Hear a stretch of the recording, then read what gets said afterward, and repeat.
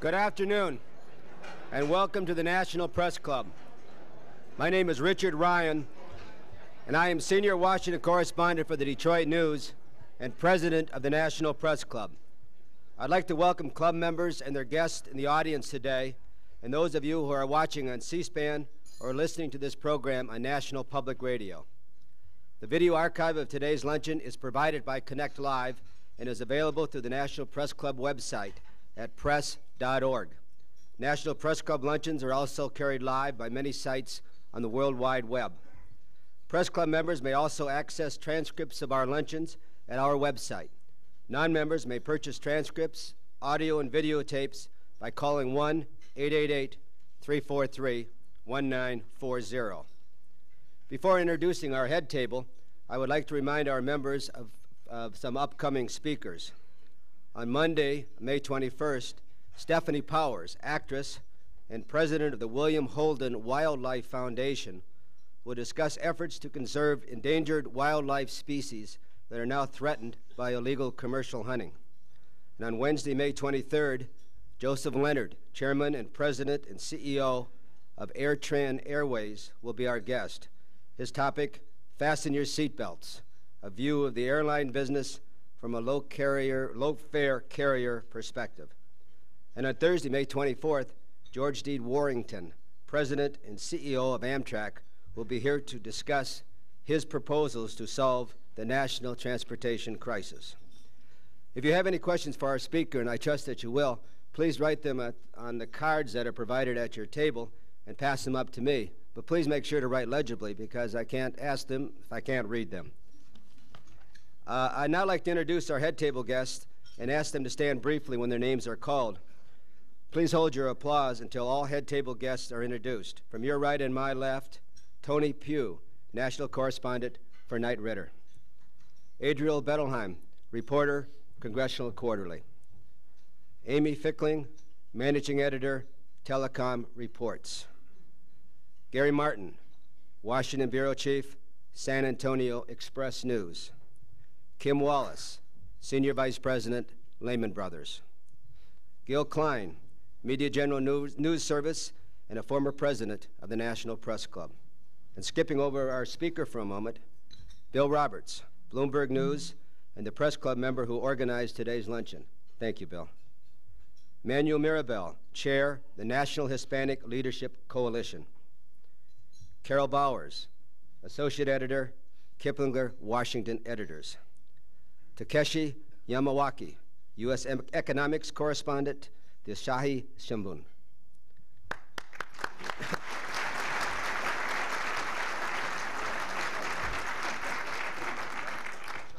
Our guest today, Ed Whitacre, is somewhat of an anomaly in today's business world. He has been with the same company for 38 years. He started as a lineman for Southwestern Bell back during his college days in Texas.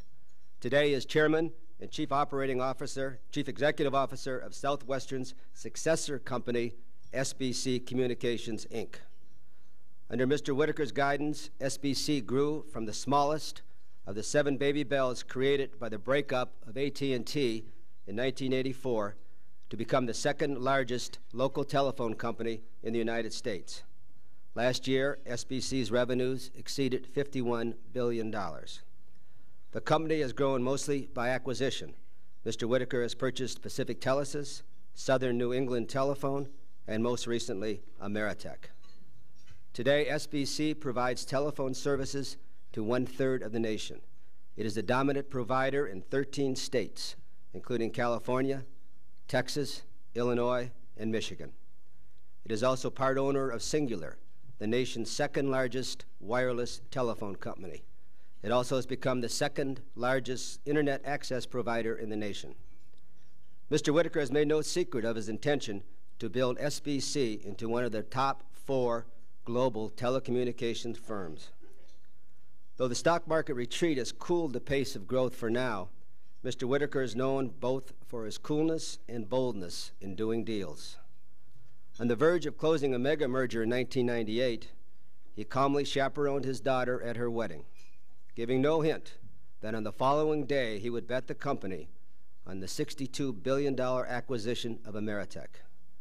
When SBC bought Pacific Telesis, Mr. Whitacre promised the communications workers of America there would be no layoffs following the acquisition.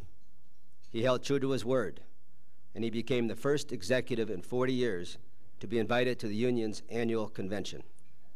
Mr. Whitacre was born 59 years ago in Ennis, Texas, a town of about 12,000 located south of Dallas. And he appears to have maintained his small-town tastes and values. He has told friends that he prefers a bologna sandwich to fancy French food. He continues to maintain a 1,200-acre ranch about 80 miles north of San Antonio, where he clears his own brush and builds ponds. Mr. Whitacre earned his bachelor's degree in industrial engineering from Texas Tech University in 1964. He worked his way through a variety of posts at Southwestern Bell and SBC, becoming the chief executive in 1990. Under his leadership, SBC has been named the most admired telecommunications company in America by Fortune magazine for 4 successive years. SBC also is regularly cited for the diversification of its workforce. The company has been named as one of the 10 best places for minorities to work and America's top company for women and minority business owners to do business with. Mr. Whitacre has an easygoing management style, but don't be fooled by that, his friends say. He looks like he just got off his horse, a John Wayne type, who's easygoing and slow talking, said one friend, but you wouldn't want to get into a fight with him. Now he's in a fight, a battle over the future of the broadband market, and he's here today to tell us about that fight. So please welcome to the National Press Club a man who has been described as John Wayne in a business suit, Ed Whitacre, chairman of SBC Communications.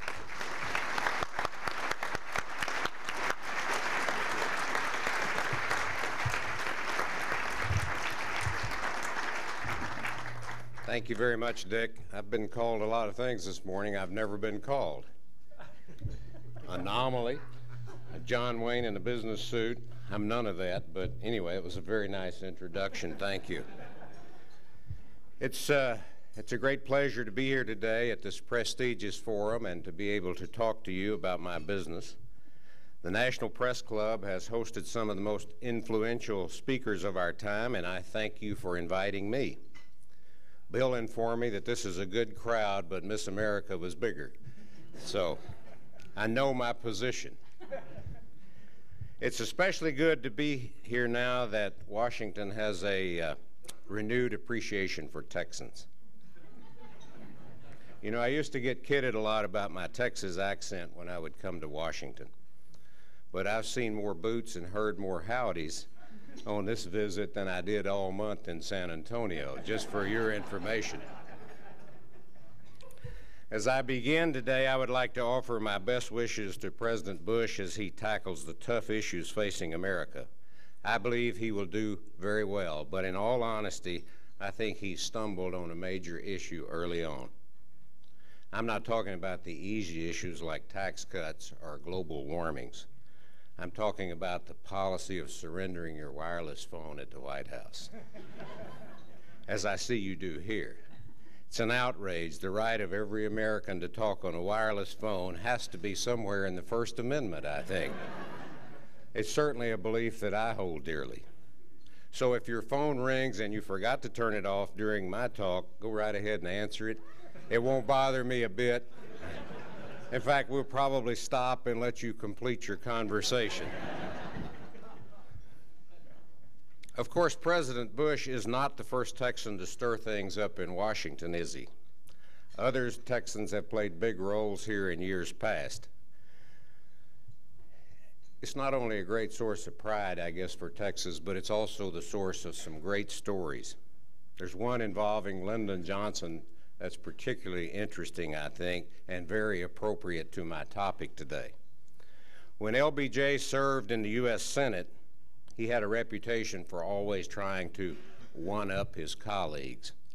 For instance, he got one of the very first car phones that was produced. They were awfully rare back in those days, and he used it to tease his colleagues as much as anything else.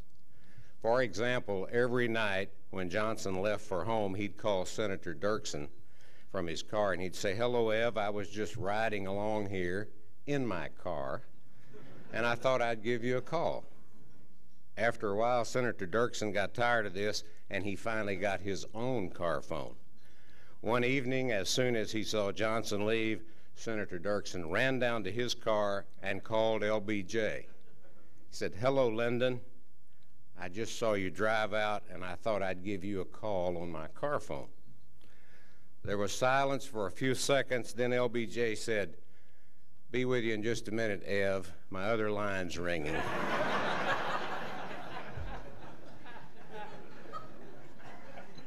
True story, I think. Who knows if that story is really true? But when you've got a good story to tell, sometimes you just can't let the facts get in the way. I know that's sacrilegious to say to the press and at the press club, so excuse me. But when you think about it, refusing to let facts interfere with a good story sounds a little bit like the telecommunications policy debates to me. Those of you who follow the issues have heard some pretty good ones. I enjoy entertaining stories as much as anyone, but there are limits to how many facts a person can ignore. For example, in our case, it's very hard to watch more than 400 competitors come into our territory, serve more than 10 million access lines, and still have my company called a monopoly. That's difficult to do. It's very difficult to track and report on more than 3 million wholesale performance measures every month reported to the government and still be criticized for not doing enough. And it's frustrating to hear America's largest cable company, which operates a monopoly network, demand additional regulations on the phone companies like mine. I'm not going to rehash the entire telecommunications debate on telephone competition today. That's not my objective. I would rather talk about the future, not about what some companies have neglected to do for the last 5 years. I want to talk today about the opportunity before Congress to remove the single greatest threat to competition facing the American telephone consumer, the cable stranglehold that is developing in the broadband marketplace.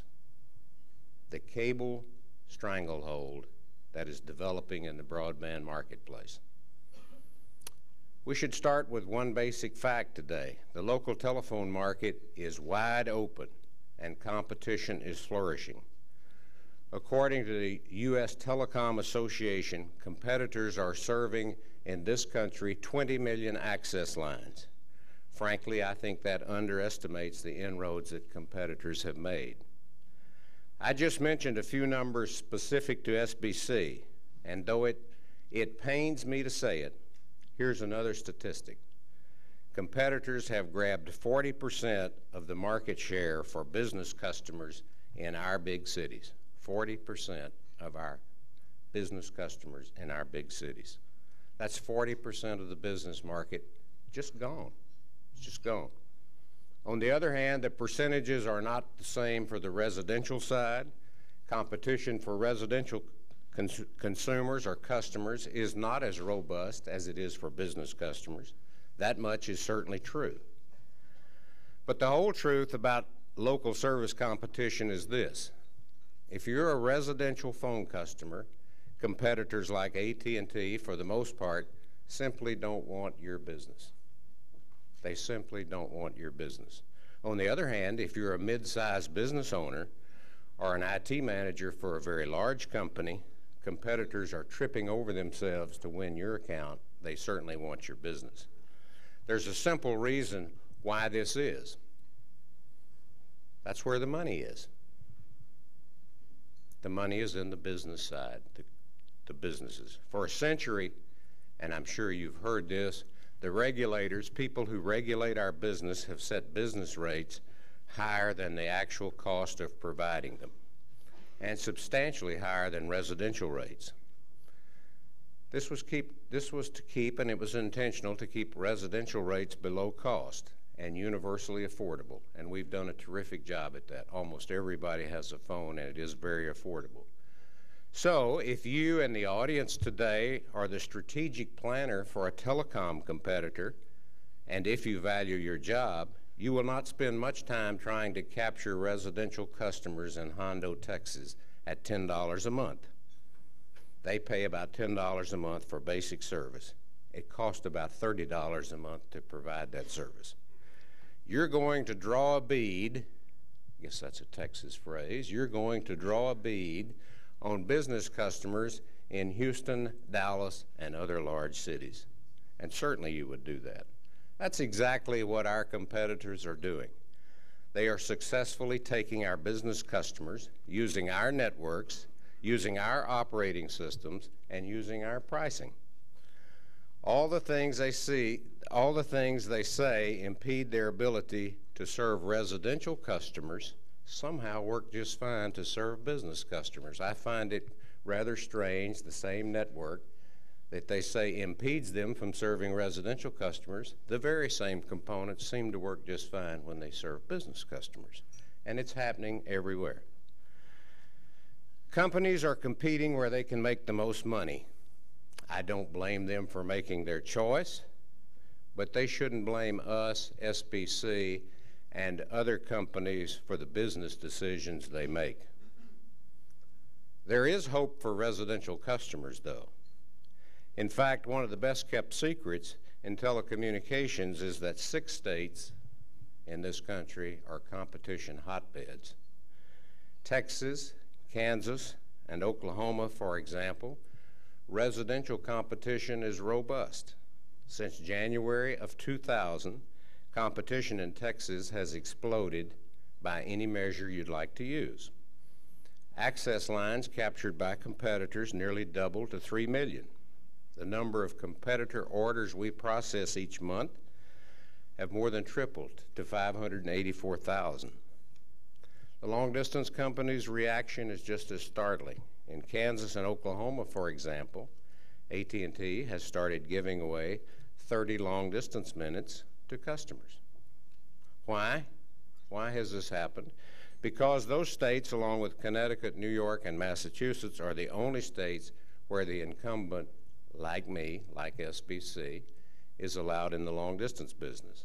The result is more competition, more choices, and lower price, just as the Telecom Act intended. The message being, when you allow everybody to compete in all markets, you get competition across the board, residential and business. So the question is, why isn't there more competition? Because it's there.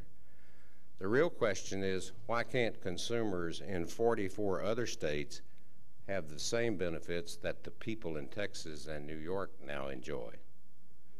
The lesson then is clear.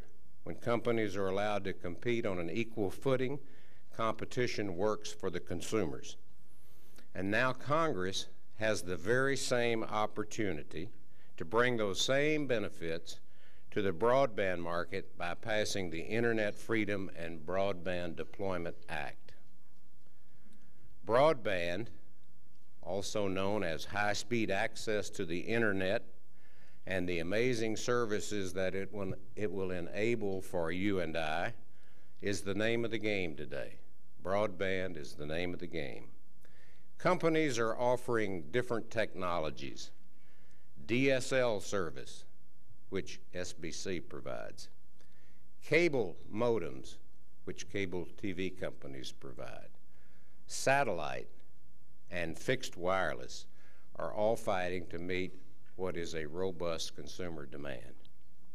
The competitors are investing their own money into their own networks, meaning there is no bottleneck for the consumer. But one competitor, one kind of technology has the lion's share of the market in broadband. It operates a closed monopoly network. It faces no obligation to make pieces of its network available to others. It does not have to resell its services. It does not have to make its operating systems conform to the systems used by a dozen other companies. Does that sound a lot like the telephone market of just a few years ago? It does, doesn't it? Sounds a lot like it. Only this time it's the cable companies, it's the cable television companies which dominate broadband, serving 75% of the market today. But they are unregulated. Meanwhile, the phone size book regulations created for voice communications are imposed only on the telephone companies like SBC. Despite that, the broadband market is nothing like the old voice telephone market used to be. And the results are predictable, I think. In 1999, SBC announced the biggest broadband network build out in the nation. We committed to invest $6 billion to bring high-speed DSL to 80% of our customers, which is 72 million Americans. At first, we were required to create a brand new standalone data subsidiary to provide DSL service. We had to hire, we had to train, and we had to transfer employees, create new databases, transfer the network, and transfer customers to the new company. I think you can imagine that the millions of dollars it cost to do that, to create a new subsidiary. But you can't imagine the damage that that rule cost by complicating our ability to meet customer expectations. The cable companies can't imagine it either, because they don't face a similar requirement, no separate subsidiary required. Still, in spite of that, we plowed ahead with our new network, a key element of which has been and will be 17,000 neighborhood broadband gateways that we are installing. These units house DSL units that make broadband possible. We're putting them in all neighborhoods across our geography, our territory, rich and poor, urban, suburban, some cases rural, without cherry-picking communities or neighborhoods. It's the most democratic, with a small d, deployment of broadband in America. Before we could turn these gateways on, and we wanted to turn them on, we asked the FCC for a ruling on a simple question: who should own the equipment in these gateways? Could our telephone company own it? Or did we have to put it in our new advanced services subsidiary? The answer would determine how competitors used our equipment. It took 9 months to resolve, thanks mostly to our competitors who turned it into a contested regulatory proceeding. In that time, the unregulated cable companies raced ahead with their deployment, and we lost a lot of ground to them in broadband. Millions of consumers were forced to continue waiting for DSL. Additionally, the FCC required SBC and Verizon and some others to make our broadband gateways bigger to accommodate competitors. This cost us $50 million, and so far only one company has requested space. Now the states are asserting themselves because there are regulators in the states too. Illinois regulators have issued rules that effectively overturn the FCC on the ownership issue. Their decision is going to add, or would add, at least $500 million to our cost. As a result, I think we did what you did. We've been forced to stop building the new network in Illinois until this issue is resolved, which means a lot of consumers in Illinois are not going to have DSL as a broadband choice or option. We're going to continue to provide it with our existing network, those close to our central offices, but we cannot invest our shareowners' money into a new network and then have to turn our DSL network over to our competitors. Illinois regulators, fortunately, are reconsidering this, so hopefully we can work our way through it. All this points up, and the only purpose is to say what's wrong with the broadband regulation. The rules are set today so that telephone companies assume all the risk for investing in new technologies, while competitors can assume the reward at little cost to themselves. It's a major disincentive to compete, to innovate, and to invest. Caught up in all of this, then, are the consumers who expect and deserve the very best that my industry can produce. When we face regulations that raise our cost for deploying and operating a service, as we do for DSL, we have two very hard choices to make. We can stop deploying the service, as we have in Illinois, or we can raise the price of the service, as we recently did in other locations. That's a difficult decision for a businessman to make. I would love to continue offering our DSL service for the same price that cable companies offer cable modem service. But the simple truth is that regulations have added cost to our service that cable operators do not have to absorb. You can guess what happened next. When we raised prices just weeks later, AT&T followed by hiking its monthly cable modem service by $6. Very predictable. And now other cable companies are expected to follow suit and raise their rates for broadband service as well. The cable companies today have the best of both worlds. Our price increase has given them the cover to raise their rates and still be priced lower than we are in the market. And yet they don't face regulations. They don't face the regulations we do. They don't face the regulation. They're not regulated. Their costs are lower. That's a great deal if you run a cable company, but it's awful for competitors, competition, and consumers. I think it also shows you why AT&T, the world's largest cable monopoly, is working so hard to block legislation that would remove their advantage and allow real competition for broadband service. What can Washington do? Well, first, let's accept the facts about the telecommunications marketplace. There is no monopoly in local telephone service, regardless of what you read. 20 million customers are served by competitors. Anyone should be convinced that 20 million, there is a lot of competition. Second, we need a better understanding of telecom competition. Today, for example, 115 Americans have wireless phones. Wireless competitors have complete access to customers. When you think about it, wireless have complete access to customers, consumers. I'm sure some of you in this room have sent emails from your seats while I've been talking. I'd be surprised if you haven't. I hope that's no reflection on me. Actually, it's a reflection on how, it is a reflection on how accessible and pervasive the new wireless technology, data technology has become. You can sit in this room, send and receive emails. 100 million people regularly use the internet worldwide, and that number will quintuple in the next 4 years. People are now making calls over the internet, calls that travel on our networks and compete with our wireline services. Cable companies pass almost 100 million homes in this country, and the satellite companies are coming on strong too. That's why focusing only on access lines, which we've all heard so long, is out of date. It's a mistake that keeps us, like SBC, locked in an old paradigm, an old regulation, and old arguments. And there's a lot of other ways to do it. Third, with respect to broadband, we need to make decisions based on the entire market, not the differing technologies in the market. There is one broadband market.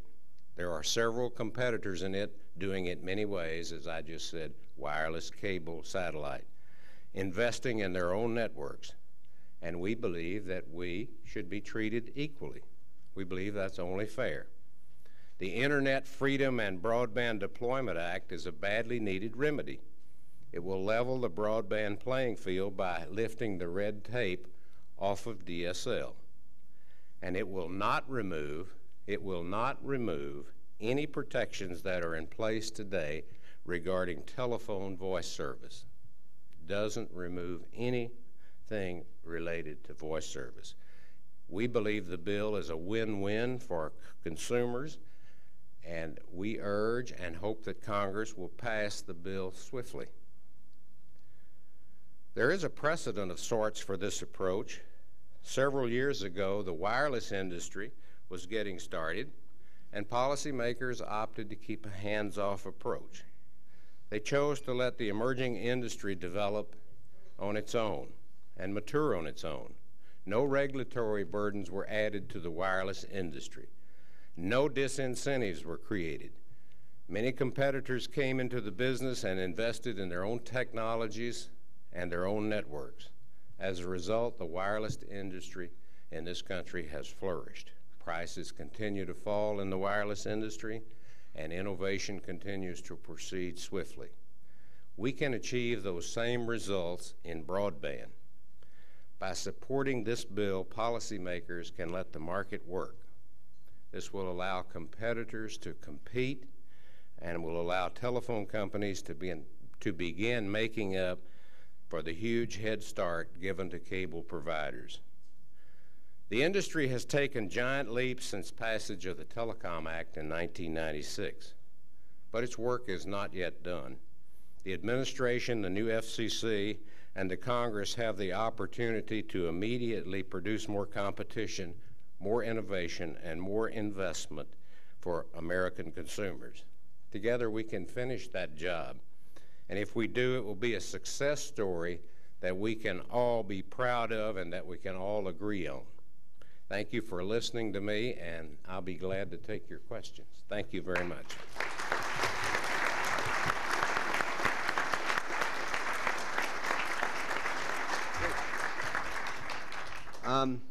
This is a question that someone asked. That's asked, what areas of internet access, dial-up, DSL, cable, wireless, will SBC be focusing on as it goes into the future?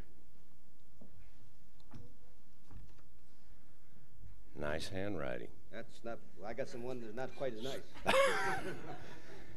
What area of internet access, dial-up, DSL, cable, wireless will SBC focus on going forward? We are in the dial-up business at this point in time as an ISP and the DSL business. Clearly we won't be in the cable business, and we will one of these days before too long be in the wireless data business. Internet access wireless. What kind of future do you see for network providers that use leased lines? Will they survive the internet recession? I think so. There's been some concern, and you know the stock market is down, and a lot of companies' market capital has been greatly reduced. But I believe there are many companies will survive. There's a lot of niche markets. And so I guess the short answer to that is yes, there will be a lot of companies continue to provide that service and do quite well. What do you think can be done to provide DSL to smaller rural communities profitably? Well, that's a good question. We can provide DSL to rural communities, and we'll do that. We may employ different technologies. In fact, we're doing some now via a leased satellite arrangement. But DSL, certainly that type of broadband service can be put out in the rural areas of America, and it will be. Some of that is already happening. We are doing some of that in Texas and other locations. But we're at the infancy of all this. And broadband is ahead of us, and I believe that rural will be provided just like urban communities will. This questioner notes that the economy is slowing down, and the telecommunications industry is getting hit by that. SBC's share price is down about 9%, and they ask, when do you expect to see a turnaround? I'd like to meet the person that asked that, because 9% is not near enough. We were at a high of 59, and now we're in the low 40s, so we're down much more than 9%, as is the whole industry. Certainly the economy has made a big difference to us, and we saw that hit us very hard in January. The economy, we see that in lower access lines and people being reluctant to keep additional lines. So you see it across the board, and we're a pretty good economic indicator. When will that turn around? That's a hard one to say. I see we reduced interest rates again tomorrow. Some people have a lot of interest in that. We have not yet seen an upturn. The April results don't indicate any upturn. The volumes continue to be low for us. Having said that, we're doing quite well as a company, and we're going to be a little better than last year. I think some others have reported that. So I'm not negative on this at all. I believe we're just have to wait and see, and hopefully the recovery will come sooner rather than later. But certainly you can see the impacts of the economy, and we're all hopeful. Is wireless service like that offered by Singular a viable competition to residential wireline local service? And if yes, what other wireless carriers, or should other wireless carriers be subsidized through the Universal Service Fund? Well, I'll answer the second part of that first. No, they should not be subsidized, because we've made a conscious decision in this country not to regulate the wireless business, and it has caused a number of companies to be very successful. We have a number of competitors. The cost per minute has come way down, and it really is the model for American business. Is wireless a competitor? You bet. It is a competitor for wireline service, and a great deal of that is happening now. Some almost exclusively in other parts of the world, telephone service is provided by a wireless mechanism. Here it's certainly true. You find it mostly in the larger cities, but it is true. It is a viable alternative to wire telephone service, if you would. And that's another competitor. That's something that's changed in all this marketplace. It's not SBC monopoly or Verizon or anybody like that anymore. The whole marketplace has changed, and wireless is a very, it is a bona fide competitor to wire.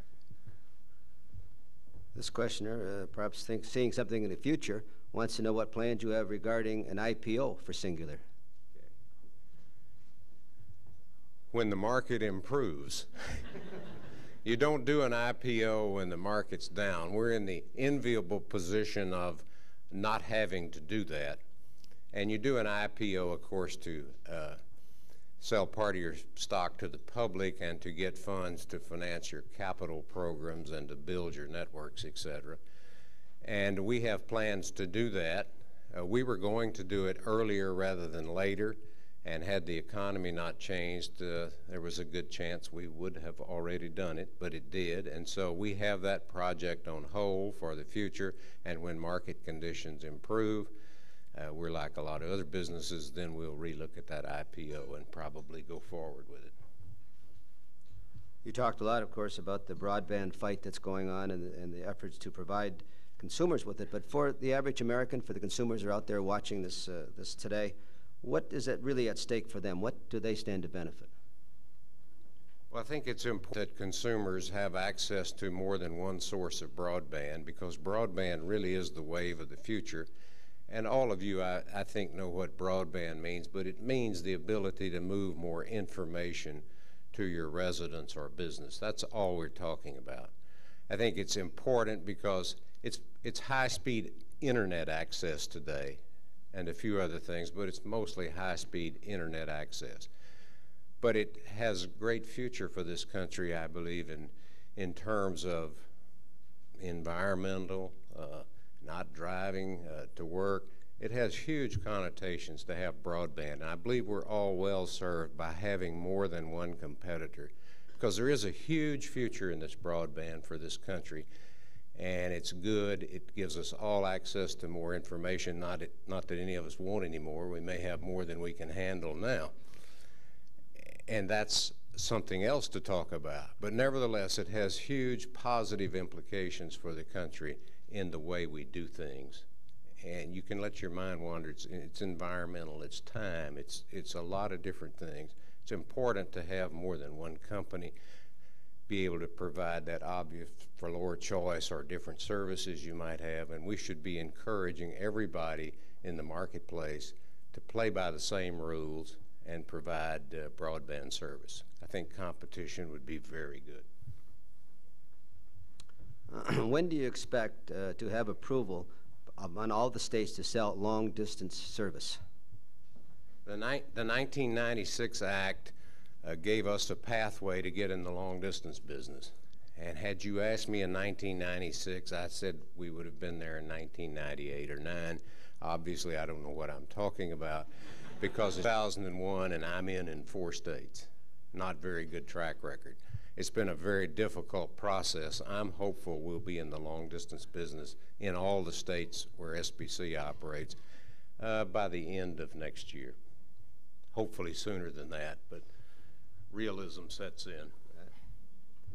This questioner asked that if incumbents already are being allowed in the long-distance business by meeting requirements in the '96 Telecommunications Act, why should Congress pass legislation that basically changes that, repeals that? Well, that's a good question on the surface, but if you stop and think about it, broadband didn't exist in 1996. It was intended to cover only voice-type services. The internet was fledgling in 1996. And things have changed technologically quick. The internet is a big deal now. It wasn't here in 1996. It was intended to talk about voice long distance. Let us in the long distance voice business by meeting the requirements of the law. 2001, broadband is a whole different type service. We're not talking voice, we're talking about bits going down. It's a different deal today. Technology has changed. The competitors are trying to keep us out of the broadband business, but the broadband business was not addressed by the 1996 Act. I don't even think the word internet's used in there. Maybe it is in one place because we didn't know what it was. But now we're talking about broadband and the things, and our competitors certainly want to keep us out, and you can't blame them for that.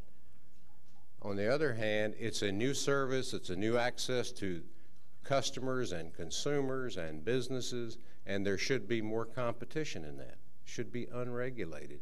We should all go after it. You get a better deal. America gets a better deal. This questioner wants to know if you think we will continue to see mergers in the telecommunications industry. That's one I should say no comment to, but I'll comment anyway. I think the general wisdom is, and this is not from Ed Whitacre, but I think the general wisdom is there will continue to be some consolidations in the telecom industry as we go forward. And I think that's a natural evolution, that there will be consolidations for efficiency reasons and scope and scale reasons. So I think most people would tell you that there will be some more.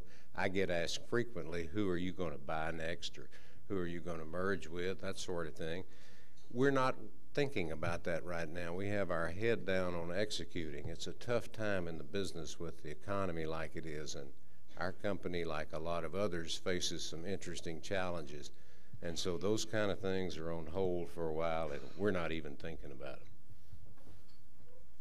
them. A couple of questions here that deal with AT&T. One asks, why does AT&T avoid the local residential market? And another one notes that AT&T is breaking up. Have you thought about buying it? Didn't you do that a few years ago, sort of have a merger with AT&T? I have no comment on the second part there. That's old history. That's old stuff. As I said in my talk, and maybe not well enough, is nobody wants to serve the residential consumer because there's no money there. It's $10 a month in most of our states, and it costs us $30 to provide it.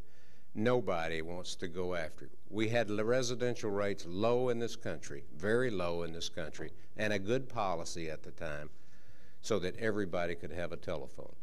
And we made up the difference by charging higher rates for business. It was pretty good policy because everybody got a phone that way. But those are times past. Nobody will go in a business where they lose money. You wouldn't. I can't say I wouldn't because I'm in one. But you wouldn't willingly do that. If I were a competitor, you wouldn't go after residential service. It's $10 a month. You can't make any money. They go after the business customers whose rates are set high. That's why they're not in the residential business. I guess this question is two of them. They ask basically the same. When do you plan to file your next long-distance application? And what are your plans for filing long-distance application? Sounds like the same. Sounds it's close. We have to file applications to be in the long-distance business first with the state regulators or state public utility commissions and pass a series of tests, and then it's forwarded to the FCC. Our next one will be, I guess, in California, and we hope to do that this summer sometime, and it will come to the FCC, and they have 90 days to act on our application. It's a very complicated procedure. I don't think it was intended that way, but that's the way it turned out, and so it takes tens of thousands of pages in a filing. It takes a semi-truck to move it up here. but our next one will be in California, and we will be filing all our other states as quickly as we can, with the Ameritech states coming next. You just mentioned California, and so did a couple of our questioners. They want to know what impact the energy crisis might have on your company's customers in California. Will bills go up due to the rise of the shortage of energy out there? And what's do you think can be done about that? Well, as you might guess, dial tone works on electricity. It's closely connected to that, and as the energy costs go up, our costs would go up. We also have a lot of trucks out there using gasoline, etc. Will it impact our consumers out there? I don't think so. I don't think we'll be raising our bills in California to the California customers. We will just have to see if we can manage that within our own business to keep the rates down, but we're not anticipating raising any rates. But as you can expect, we use a lot of electricity in my business, and hopefully we can manage that and not have to do anything else. Here's a questioner who notes that asks, why did you raise prices for DSL when costs for other telecom services are going down? And then they mention, what happened to Project Pronto? Okay.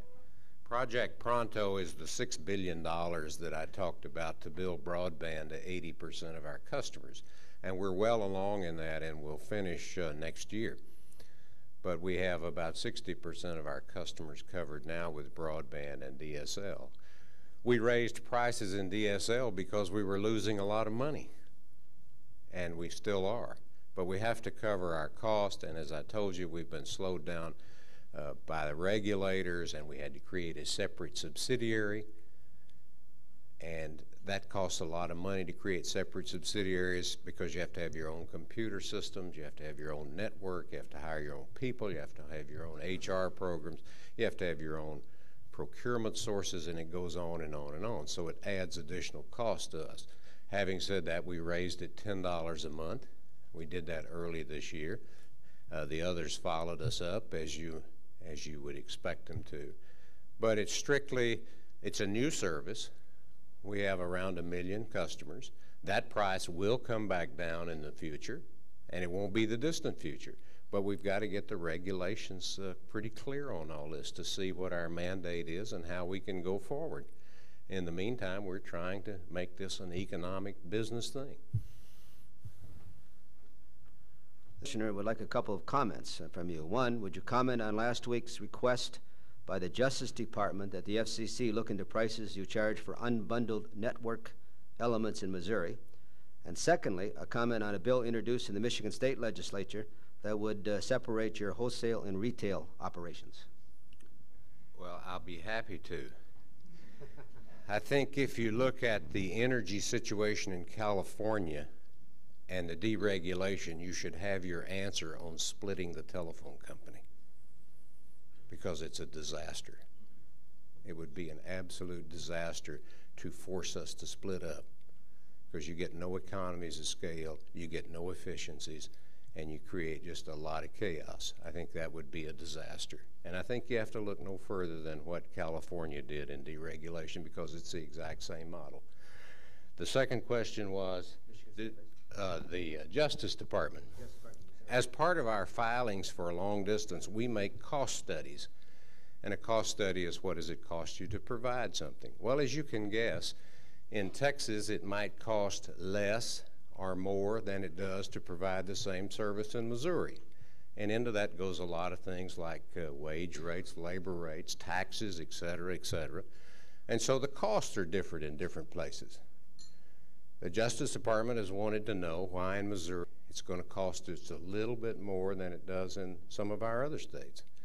We make detailed cost studies, and it is what it is on the face. You factor in all those things like labor rates, cost of equipment, property taxes, et cetera, and you come up with a number. So it's fine if they look, that's great, and we'll be able to show that this is our cost of providing the service, and that's hopefully where the rates will be set. Just like any other business, some things cost more than others in different locations. This questioner wonders if phone calls might eventually be transmitted by data instead of voice. And if so, how much control will companies like SBC have if they are given easier access to high-speed data transmission? Well, that's an interesting question. We'll have to see where technology goes. Voice over IP, or Internet Protocol, is being done now in some locations. It will be done more. It doesn't affect SBC any differently. It's being done now. It doesn't give SBC any more control. Voice over IP is a technological innovation that you will probably see on a wide scale in the next 2 to 3, 4 years. I can't call that exactly. It's being done now in some selected locations at PBXs and things like that.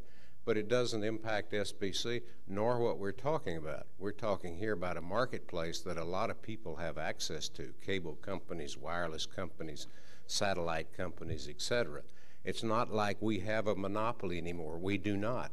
I have 20 million fewer customers than I had just a few short months ago, it seems like. So there is competition out there. Don't care what you read, I have 20 million fewer customers. It's a big deal. It's all wide open. And so it has no impact, really.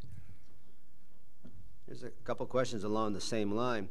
This questioner asks, should the FCC be able to fine companies millions of dollars for blocking competition, as the FCC Chairman Michael Powell wants?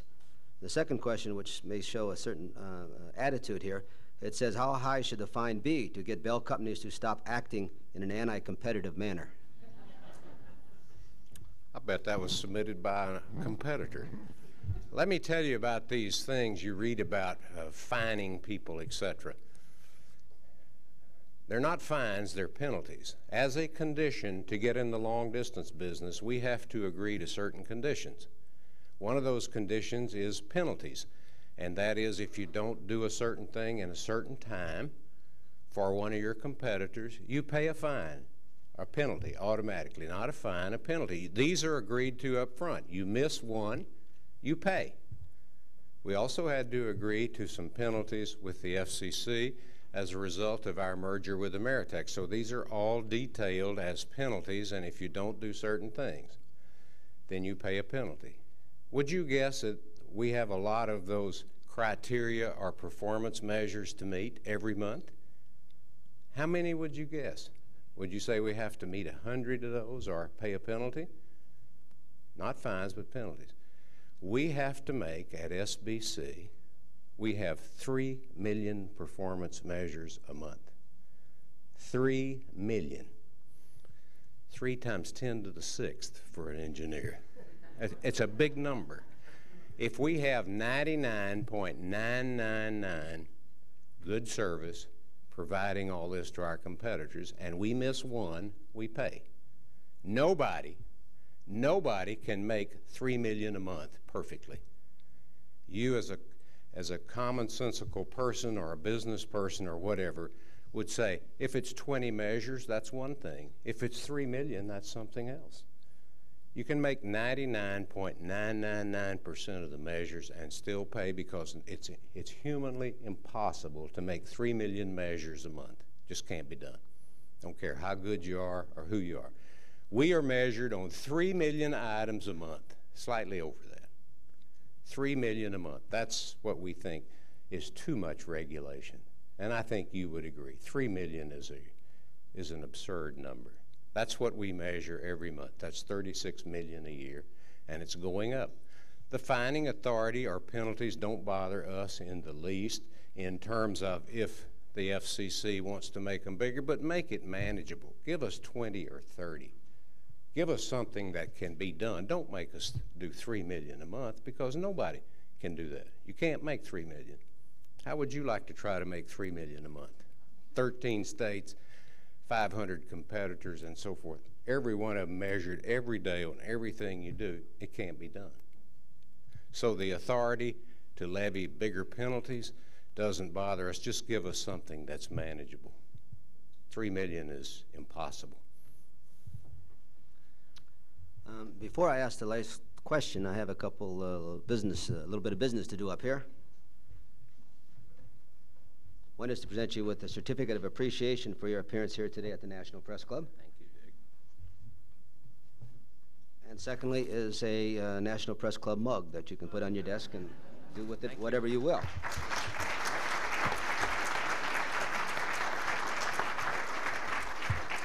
As a last question, this question notes that just a few years ago, a typical family had to remember one telephone number. Today, my family of 4 has 5 phone numbers, and this individual has said he has 4 at his office. How close are we to memory meltdown? I sure like that person if he's got 5 numbers and 2 more at work. That's what I'm in, that business. We have to think about that. We have to think about all this information, and we do some thinking about that too. And you can't have your whole life absorbed in that. And it obviously has to be prioritized. There are some ways to make it less hassle or simpler. We're going to have to figure out how to deal with the huge amounts of information and decide what's important and what's not important. There are days I feel like I have been through the meltdown, and I'm sure you feel the same way. I don't have the answers to that. I know we can't lose personal contact with each other either. We have to have that, so we'll just have to figure that out. But there are good things coming down that will help us do that and get away from this memory meltdown, deal better with information. Thanks for having me. It's nice to see all of you.